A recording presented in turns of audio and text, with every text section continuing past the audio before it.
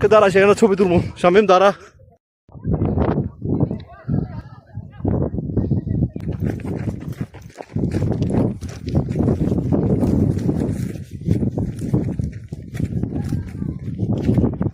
প্রচন্ড ঠান্ডা। পরিকল্পনা ছিল স্কটল্যান্ডে এসে প্রচন্ড ঠান্ডা।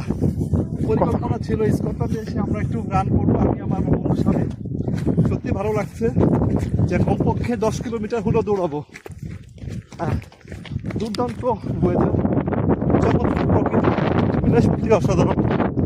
ধন্যবাদ সবাইকে, সিরাজুল স্কটল্যান্ডের এডিনবার্গ থেকে।